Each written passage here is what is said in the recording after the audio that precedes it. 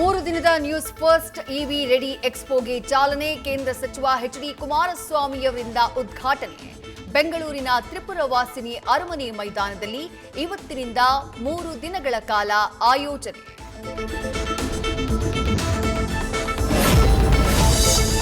AICC ಅಧ್ಯಕ್ಷ ಮಲ್ಲಿಕಾರ್ಜುನ ಖರ್ಗೆ ಅವರನ್ನ ಭೇಟಿಯಾದ ಸಿಎಂ ಆಪ್ತ ದಲಿತ ನಾಯಕರು. ಸಚಿವ ಸತೀಶ್ ಜಾರಕಿಹೊಳಿ, ಮಾಜಿ ಸಚಿವ ಕೆಎನ್ ರಾಜಣ್ಣರಿಂದ ಭೇಟಿ. ರಾಜ್ಯದ ಗೊಂದಲ ಶೀಘ್ರ ಬಗೆಹರಿಸೋಕೆ ಮನವಿ. ಖರ್ಗೆ ಅವರಿಂದಾನೂ ಸಿಕ್ಕಿದೆಯಂತೆ, ಆದಷ್ಟು ಬೇಗ ಬಗೆಹರಿಸುವ ಭರವಸೆ. ರೌಡಿ ಶೀಟರ್ ಬಿಕ್ಲು ಶಿವ ಕೊಲೆ ಪ್ರಕರಣ ಪೊಲೀಸ್ ಕಸ್ಟಡಿ ಮುಗಿದ ಹಿನ್ನೆಲೆ ಶಾಸಕ ಬೈರತಿ ಬಸವರಾಜ್ಗೆ ನ್ಯಾಯಾಂಗ ಬಂಧನ. ಫೆಬ್ರವರಿ 26ರವರೆಗೆ ಜುಡಿಷಿಯಲ್ ಕಸ್ಟಡಿಗೆ ನೀಡಿ 42ನೇ ಎಸಿಜೆಎಂ ಕೋರ್ಟ್ ಆದೇಶ.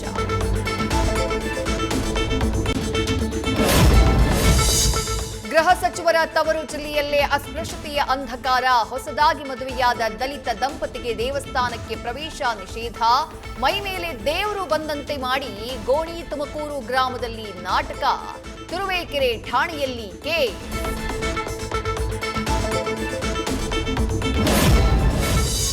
ಇನ್ನು ಬೂದಿ ಮುಚ್ಚಿದ ಕೆಂಡದಂತೆ ಇರುವ ಬಾಗಲಕೋಟೆ.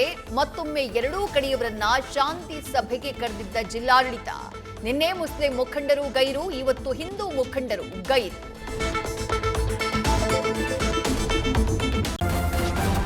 ನ್ಯೂಸ್ ಫಸ್ಟ್ ನಿರ್ಭೀತಿಯಿಂದ ನಿಮ್ಮ ಪರವಾಗಿ.